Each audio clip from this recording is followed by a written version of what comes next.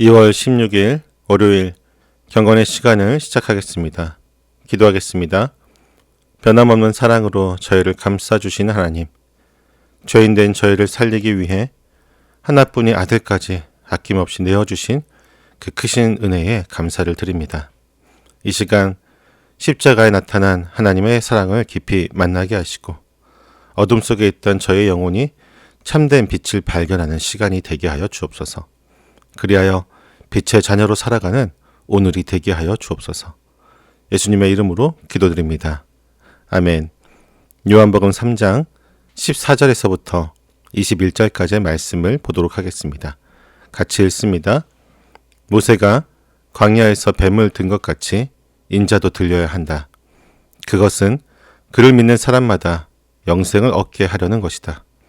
하나님께서 세상을 이처럼 사랑하셔서 외아들을 주셨으니 이는 그를 믿는 사람마다 멸망하지 않고 영생을 얻게 하려는 것이다.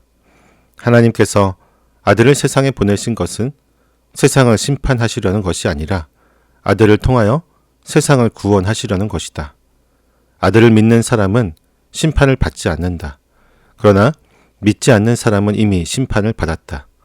그것은 하나님의 독생자의 이름을 믿지 않았기 때문이다. 심판을 받았다고 하는 것은 빛이 세상에 들어왔지만 사람들이 자기들의 행위가 악함으로 빛보다 어둠을 더 좋아하였다는 것을 뜻한다.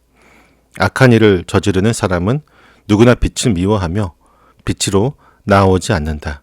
그것은 자기 행위가 드러날까 보아 두려워하기 때문이다. 그러나 진리를 행하는 사람은 빛으로 나아온다.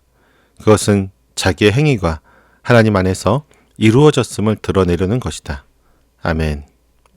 광야 시대를 걷던 이스라엘 백성들은 척박한 환경 앞에서 하나님과 모세를 원망하다가 불뱀에 물려 죽어가는 심판을 받게 되었습니다. 절망에 빠진 그들을 살리기 위해 하나님께서 제시하신 방법은 불뱀의 모양을 본뜬 놋뱀을 장대 위에 높이 매달고 그것을 쳐다보는 것이었습니다. 상처를 치료하는 약이나 해독제가 아니라 자신들을 죽음으로 몰아넣은 뱀의 형상을 바라보게 하신 이 기이한 처방은 훗날 인류를 구원할 십자가 사건의 정확한 예표가 되었습니다. 예수님께서는 니고데모와의 대화 속에서 이 과거의 사건을 끌어와 자신의 죽음과 영광을 설명하십니다. 모세가 광야에서 뱀을 든 것 같이 인자도 들려야 한다는 선언은 십자가를 향한 주님의 굳은 의지를 보여주고 있습니다. 우리는 오늘 십자가에 높이 들리신 예수 그리스도를 통해 나타난 하나님의 사랑과 그 사랑 앞에 선 인간의 두 가지 운명, 곧 영생과 심판의 갈림길을 바라보게 될 것입니다. 예수님은 인자가 들려야 한다고 말씀하셨습니다.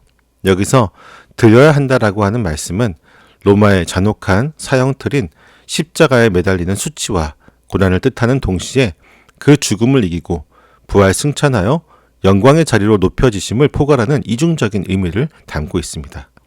주님은 영광의 보좌로 직행하는 대신 죄인들의 반역과 타락의 결과물인 십자가라는 극단의 저주 속으로 친히 내려가 높이 매달리셨습니다.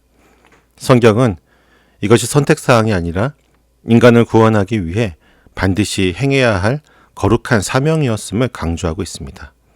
죄로 인해 죽어가는 인간에게 영원한 생명을 주시기 위해 하나님의 아들은 죄의 모양을 입고 심판의 장대 위에 매달리셔야만 했습니다. 광야의 백성들이 살기 위해 높이 들린 놋뱀을 쳐다보았듯이 멸망을 향해 가는 인류가 영생을 얻는 유일한 길은 우리를 대신하여 십자가에 높이 들리신 예수 그리스도를 믿음의 눈으로 바라보는 것뿐입니다. 십자가의 필연성 뒤에는 하나님의 측량할 수 없는 사랑이 자리 잡고 있습니다. 하나님께서 세상을 이처럼 사랑하셔서 외아들을 주셨으니 이는 그를 믿는 자마다 멸망하지 않고 영생을 얻게 하려는 것이다 라고 하는 선언은 성경 전체의 핵심이자 구원의 청사진이기도 합니다. 하나님이 사랑하신 대상은 의인들이 아니라 창조주를 배격하고 스스로 어둠을 선택한 타락한 세상입니다. 하나님은 이 반역한 세상을 심판의 불로 멸하시는 대신 자신의 가장 귀한 존재인 외아들을 내어주시는 희생을 치르셨습니다. 하나님의 독생자라는 유일무이성과 누구든지 믿는 자마다 얻게 되는 구원의 보편성이 십자가 안에서 완벽한 조화를 이루게 된 것입니다. 아들을 십자가의 제물로 내어주기까지 세상을 향해 구원의 손을 내어주신 이 거룩한 사랑의 행동은 기독교의 구원이 인간의 도덕적인 노력에서 출발하는 것이 아니라 전적인 하나님의 희생적인 은혜에서 비롯되었음을 확증해주고 있습니다. 하나님의 사랑은 십자가를 통해 모든 사람에게 제시되었지만 그 사랑에 어떻게 반응하느냐에 따라 인간의 운명은 철저하게 달라지게 됩니다. 예수님은 아들을 믿는 사람은 심판을 받지 않는다. 그러나 믿지 않는 사람은 이미 심판을 받았다라고 말씀하십니다. 요한복음에서 심판은 먼 미래에 일어날 막연한 사건이 아닙니다. 빛이신 예수 그리스도께서 세상에 오셨을 때 그분을 거부하고 어둠에 머물기를 선택하는 그 순간에 이미 영적인 심판은 완료된 것입니다. 사람들이 빛으로 나아오지 않는 이유는 지적인 능력이 부족해서가 아니라 자기들의 행위가 악함으로 빛보다 어둠을 더 좋아하기 때문입니다.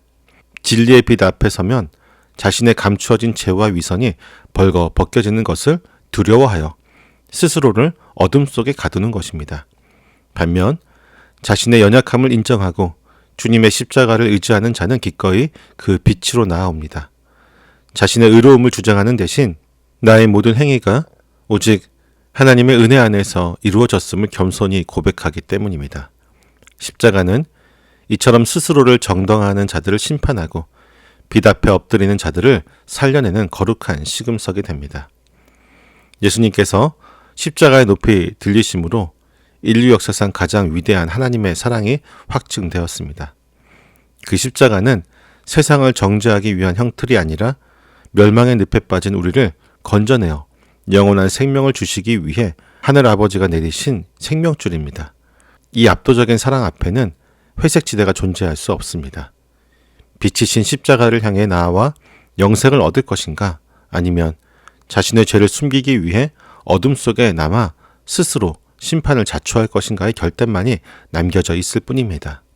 나의 지식이나 도덕적인 우월감을 의지하여 스스로를 정당화하는 헛된 시도를 내려놓고 우리를 대신하여 십자가에 높이 들리신 예수 그리스도를 믿음으로 바라보는 것이 성도의 유일한 소망입니다. 빛보다 어둠을 사랑하던 우리의 완악한 본성을 십자가의 은혜로 씻어내고 진리의 빛을 따라 걷는 영생의 삶이 우리 가운데 풍성하게 열리기를 간절히 소망합니다. 기도하겠습니다. 생명의 주인 되신 하나님, 세상을 이처럼 사랑하사 독생자를 십자가에 내어주시고 멸망의 길에서 영생의 길로 저희를 옮겨주시니 감사합니다. 하지만 빛보다 어둠을 더 좋아하여 죄를 숨기기에 급급했고 저희의 부끄러운 모습이 드러날까 두려워 주님을 멀리하려고 했던 어리석음을 용서해 주옵소서. 이제는 어둠의 일을 벗어버리고 빛 대신 주님 앞으로 담대히 나아가기를 소망합니다.